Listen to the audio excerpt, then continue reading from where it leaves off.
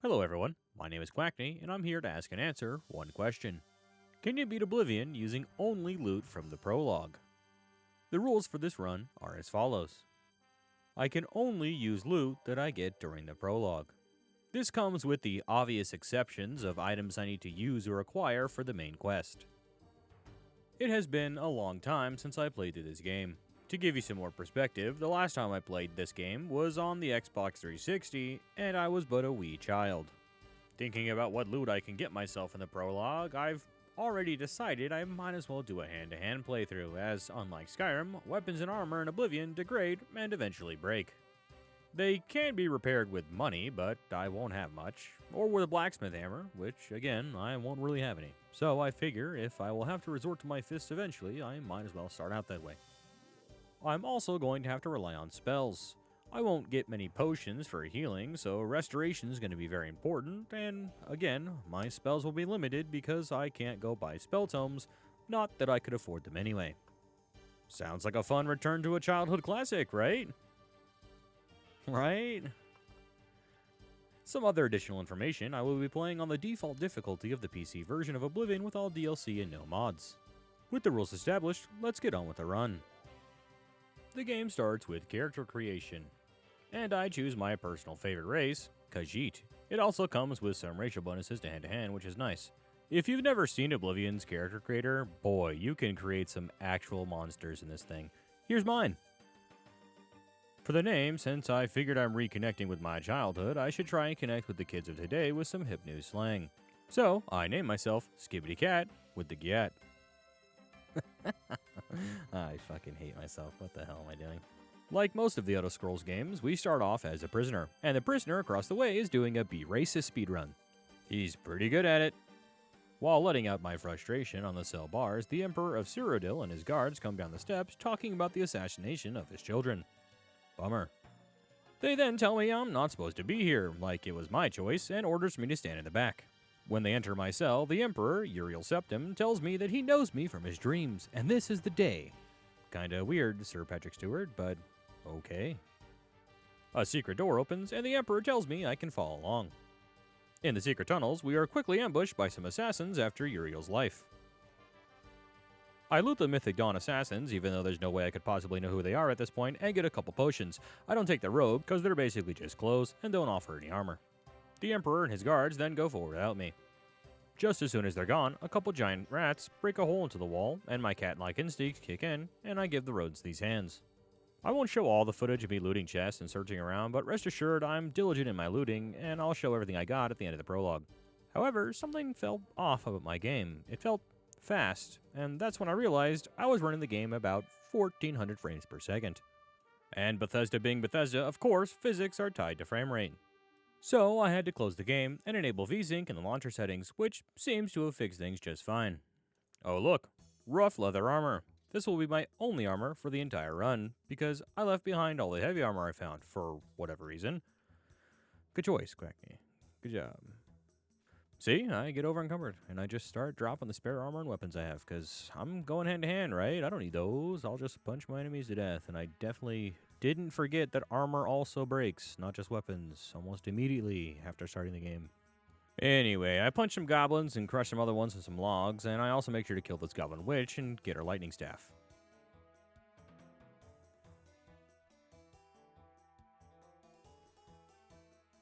Oh look, an iron longsword. Not even a rusty one. I didn't grab it. And a repair hammer. The only one I get, actually, and even though the tutorial pops up telling me about repairing equipment, it doesn't make me think to go back and grab any spare armor that I dropped previously. But after all those goblins, I do eventually find my way back to the Emperor and his guards. It's here I get to the next portion of character creation and choose my star sign. I choose the Warrior for an increase in strength and endurance. After that, the Emperor tells me today is the day he's going to die, and I have a role to play in the fight against the realm of Oblivion that is to come after. We fight off some more assassins, but then find ourselves inside a trap. The Emperor's guards go to fight off these assassins while I sit here and guard his life. The Emperor then gives me the Amulet of Kings, a powerful artifact of the Divines, and tells me to go seek out Joffrey, as he's the only one who knows of Emperor Uriel's last surviving son. And then this asshole comes to this secret passage and kills him. Bummer. After taking care of the assassin, I tell Boris about what the Emperor said, and he says he has no choice but to trust me and gives me a key out the sewers. I also get to do the final bit of character creation, choosing a class. Leveling up is a bit different in Oblivion in that you need to level up your major skills in order to actually level up, which you do by sleeping after the game tells you to. There's a lot more to it than that, but that's the general rundown. I choose to make my own class and name it Fist of Piss. You can see the class here if you're curious. Is it the best? No, probably not. Do I care? No, not really.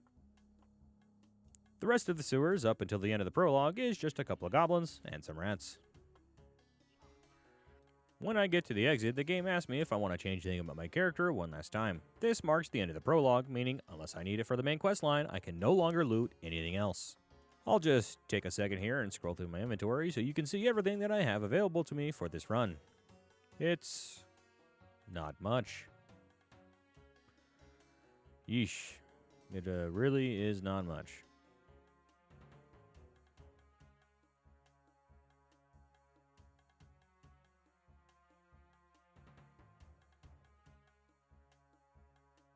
Well, this is going to be fun. And just like that, I am free of the sewer, and the run has finally begun. Unlike most RPGs, in Oblivion you can fast travel to most major cities and settlements without actually having been there before, so I don't waste any time, and travel to Wayne Priory to meet Joffrey. When I do, I tell him about the Emperor and give him the Eminence of Kings. We discuss the Emperor's illegitimate son, and his name is Martin. He serves Akatosh in a temple of Kvatch, so I make my way there to fetch him. When I get there, an encampment of people outside the city are all going crazy, saying the city's been raised by demons. I run past them all and up to the city to see the sky turn red and a massive portal to Oblivion with Daedra coming through. I help the guards fight off the rampaging Daedra and speak to Matthias. He tells me they've lost the city. No shit. He also tells me that he sent a group of men into the portal to try and close it, but they never came out. I offer to go inside to see if I can help. So I jump into the wall of flame and transport to Oblivion. I fight some scamps and then find Vonius. He tells me that his squad was ambushed and taken to a tower nearby. I tell him to get the hell out of here and help defend the encampment, and I would go on and check the tower myself, because I'm a badass and I don't need help from anyone. That was a lie. I'm actually really weak. I can take on 2 scamps at a time, but it's quite difficult, and I try my best to take them on one at a time instead.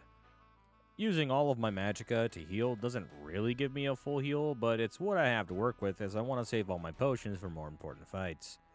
But if I have the opportunity, I do just wait for 1 hour and get a full heal. I rinse and repeat this cycle for basically the entire run. By the way, I heal when I can, which isn't much, and then I wait otherwise. Eventually, though, I do manage to reach this tower that Vania spoke of. At the top, I pummel a Dremora Sigil Keeper and take his key off his body. I also meet Minion. He's been captured by the Dremora, but he's learned that the large tower they call the Sigil Keep, and it's what keeps the gate open. He tells me to leave him here and to hurry there. I can't save him anyway, so I just make my way there. I fight through the Dremora guarding the tower before reaching the top and taking the Sigil Stone, causing the gate to close. I return to Matthias, and he recruits me to venture into the city and wipe out the rest of the Dremora's presence. I have to get inside to find Martin, so I'm happy to help. I punch some demons, but honestly, I'm just moral support, as the guards have actual weapons and armor, so I'm just kinda there. But eventually, we find the chapel, and I head inside and meet Martin, who is thankfully still alive. I tell Martin that I came here to save him, and that he's the Emperor's son. He doesn't quite believe me, but he goes along with it anyway, as he doesn't really want to die. With Martin secured, I tell Matthias I'm ready for the next step of the assault, and we head deeper into the city to get to the gatehouse. Unfortunately, the gates are locked, so I double back and speak to Barrich. He has the key, and he doesn't really want to give it to me either, but he says he'll come with me through the underground passage of the chapel to unlock the gates from the other side. We have a squad of guards with us, so it's not difficult. But apparently, Barrich decided to run off by himself and then died somewhere. But at least it looks like they killed each other, so he did something. Eventually, Martin and I do reach the gatehouse and open things up for the rest of the guard, however. Now it's time to storm the castle to find the Count, hopefully before it's too late.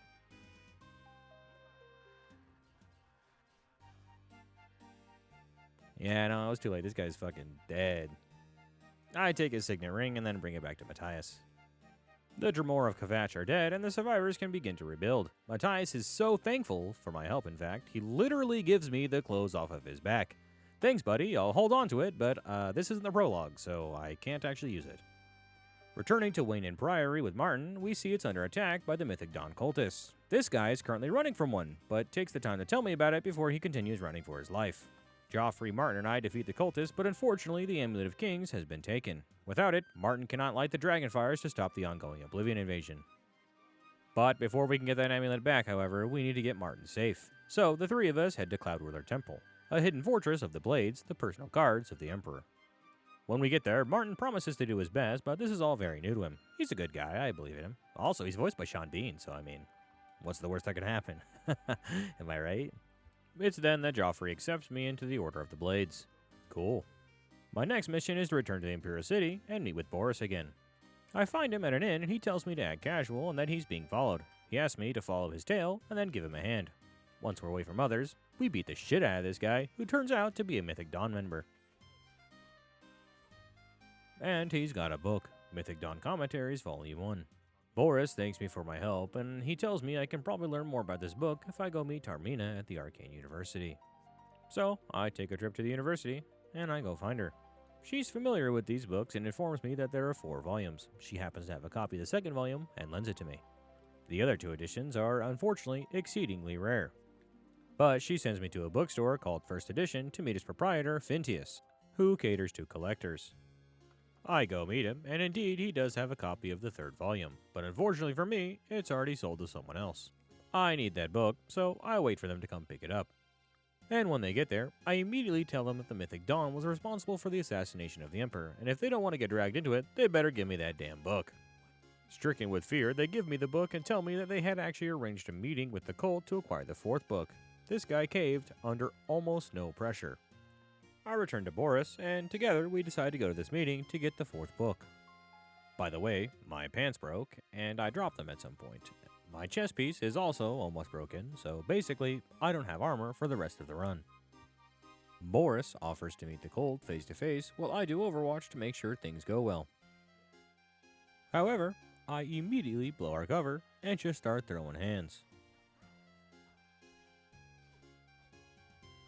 And amongst the corpses, I find Volume 4. Returning to Tarmina at the university, she tells me there must be some kind of hidden message in these books. If you wait a while and talk to her again and again, she'll start to give you hints, but basically, you have to take the first letter of each paragraph to form a message. Green Emperor Way, where tower touches midday sun. Basically, just come to this tomb in the Imperial City at midday until this red symbol appears. Activating the seal gives you the location of the Mythic Dawn cult. Not really all that hidden, as anyone could just walk by to pay their respects and see it, but whatever. Anyway, I make my way to the location and enter a cave. Inside, I find Harrow and the Mythic Dawn cultists. Harrow gives me some robes and takes all my belongings for security purposes. Deeper in, I find Mankar Camoran, now with the Amulet of Kings, giving a culty speech about cult things. Unfortunately, I don't have an opportunity to confront him or to try to steal the amulet back before he teleports away to his dimension of paradise. Now I'm being indoctrinated into the Mythic Dawn. My first task is to kill this Argonian prisoner to show my dedication. I don't really want to, but also I really need this book, the Mysterium Xarxes, so... Sorry, buddy. With him dead, I decide I'll go grab that book. They won't have any problems with this, right?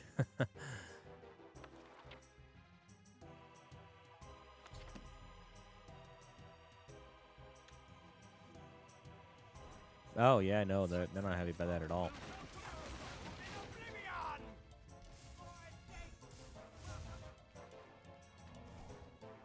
Eventually, I punch my way out of the hideout, and then realize I didn't get my shit back, so I have to backtrack and find Harrow and get my stuff off of his body. I return to Martin and give him the Mysterium Xarxes for him to start studying. While he does this, I go to Joffrey to see what he needs. He tells me that the gate guards have seen some strangers nearby recently, presumed to be Mythic Dawn spies, so I go and investigate. I find the first one, Ural, by this cool rock. I punch her to death. On her body, I find some keys for her home. I take this information to the captain of the city guard of Bruma, Bird.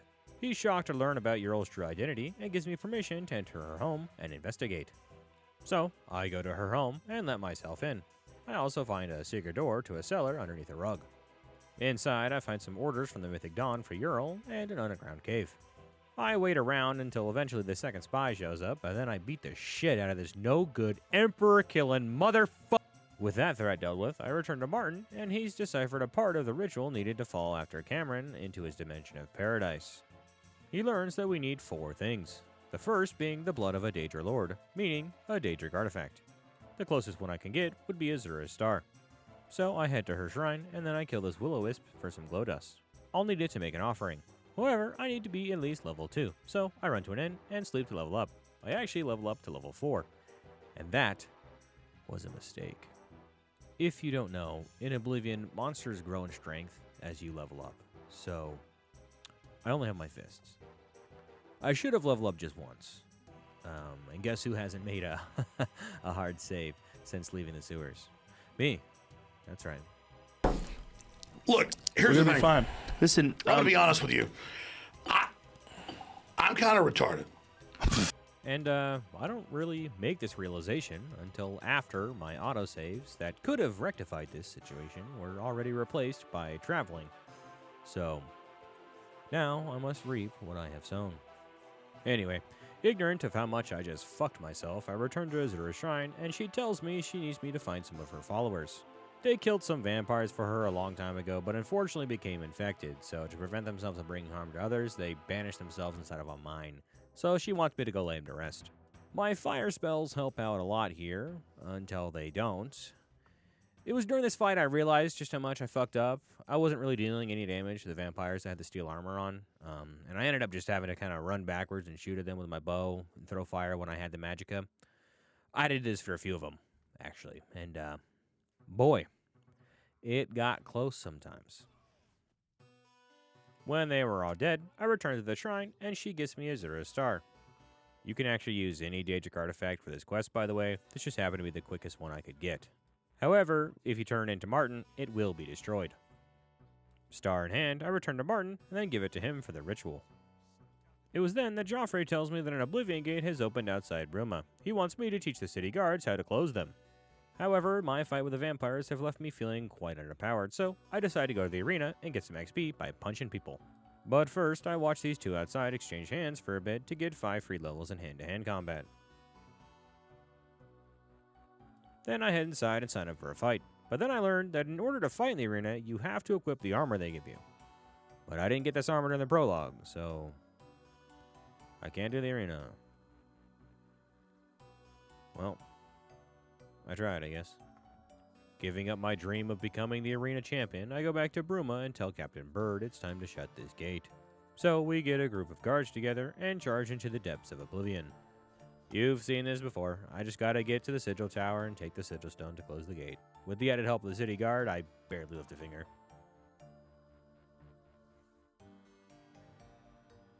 When I return to Joffrey, he tells me that I should go to the rulers of the other cities of Cyrodiil to enlist their aid.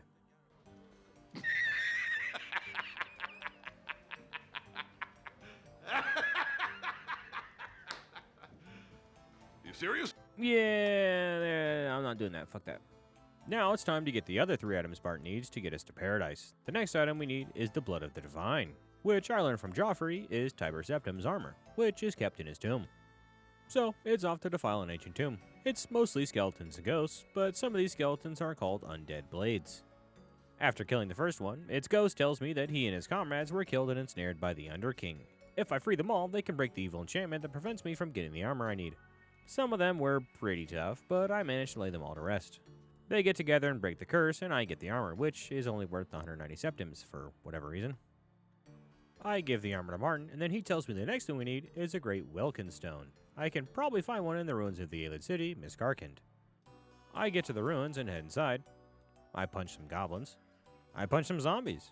I press a couple buttons, and then I punch the king of Miskarkand. And after all that, I get the Great Welkin Stone. I bring it back to Martin, who looks pretty snazzy in his new armor, and now we just need one more item for the ritual.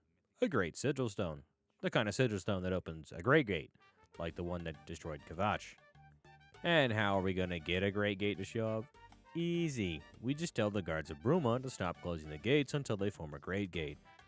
I just have to go convince the Countess Narina. Should be fine. I explained the plan, and she's actually pretty much immediately on board. There's no convincing required, really, at all. So, we go down to the Oblivion Gate with a couple of guards, while Martin gives a rousing speech. Basically, we have to fight off waves of Daedra until 3 gates open and bring about the Great Gate. Then I need to enter that gate and get the Great Sigil Stone. The Daedra that come out of the gate kick my ass. I basically run around using cold spells when I can, and then run away and heal while cowering behind the guards when I can't. Eventually, the Great Gate opens, and I barely make it inside. And then I try fighting this tiny little guy. They kicked my ass, repeatedly. It's at this point in the run that I just kind of give up on combat in general. Because I just can't kill people, man. I just suck, bro. I'm weak. I'm weak, man. It's agony. I can usually 1v1 most enemies, but some of them just kick the shit out of me. You know, I don't have a chance. It's just, it's a skill issue, really. So I just start running past everything and just try to get to the stone without fighting. I try a couple times to kill the Sigil Keeper to get his key, but eventually I just lockpick the door because I couldn't kill him. But, you know, I mean, it worked, and then I got the Great Sigil Key, so, you know. With all the items necessary, Martin and I return to Cloud Ruler Temple to perform the ritual to enter paradise. He makes a portal appear, and I enter. And honestly, it looks pretty nice in here. It's kind of cool. Except for these fucking dinosaur bastards. I kill one, but I'm basically dead and have no magicka left to fight the others. So, I play like a pacifist, and I sneak around avoiding conflict. Eventually, I meet Kethutet, who tells me it would bring him great honor to enslave me and have me do things. He wants me to help out one of his buddies, and if I do, he'll help me forward. So I say sure. Psych, Dramora, bitch-ass motherfucker. After setting him down for a nap, I take his band of the Chosen and continue forward through this cool-looking door. There are even more enemies inside that I, again, can barely kill, but I find a way to easily make them walk into lava just by jumping over this bridge weird. Idiots. But then, I meet Eldamil. He's part of the Mythic Dawn, but he feels remorse for his actions after Kvatch and wants to help put a stop to things and see Mankar Camoran dead. I agree to pretend to be his prisoners, and then unfortunately, we run into one of his colleagues, who promptly demands that I be interrogated. So, I get put into a cage and dropped into lava.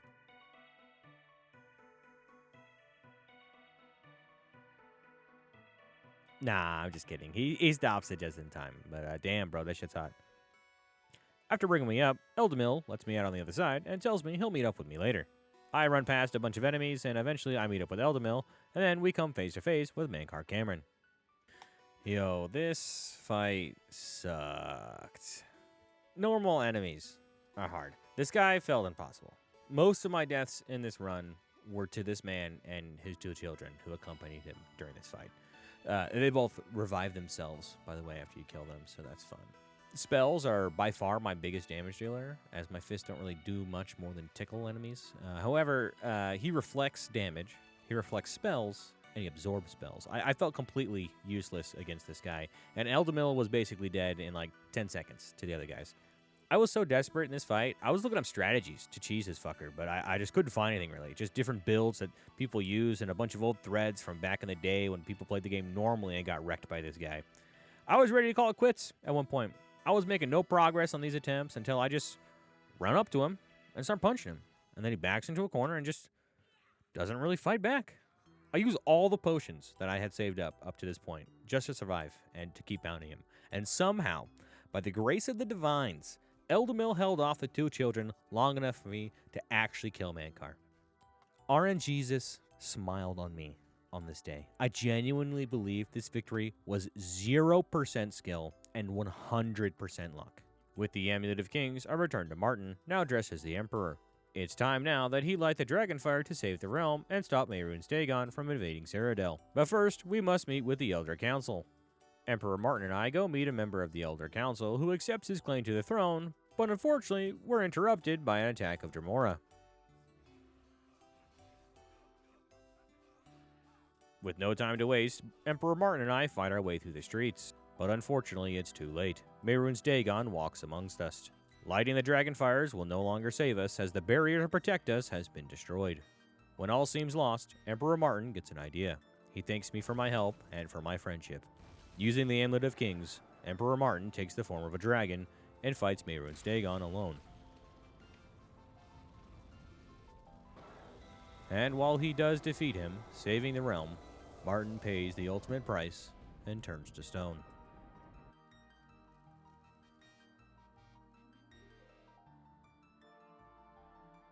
With that, the game is over, and I can finally answer the question. Can you beat Oblivion using only loot from the Prologue? Yes. Yes, you can. Man, what a trip down memory lane that was. Oblivion is great, man. If you've never played it and you like Skyrim, you'd be doing yourself a huge service to play this game. The main story's about as long, it's like 6 to 8 hours depending, but it's more cinematic and it's cooler in my opinion. Gameplay-wise, it's a lot like Skyrim. It's a lot of fetch quests. The main side quests, though, like the Thieves Guild and Dark Brotherhood, they are way better in Oblivion. Not even close, honestly. And Oblivion just has this, like, goofy charm to it. I'll definitely be doing some more runs in this game later on. Also, after all was said and done, I went to an inn to see what level I was. I ended up being able to get up to level 9. I also realized that I was infected by a vampire, and I should have actually done this a long time ago and become a vampire. Because that makes your hand-to-hand and a bunch of other skills better. Oh well. Hindsight 2020, I guess. Anyway, thank you for watching. If you'd liked the video, be sure to leave a thumbs up, and if you want to see more, subscribe. Check out our Discord in the description, leave a comment below for what challenge run you'd like to see next, and with that, I'll see you next time.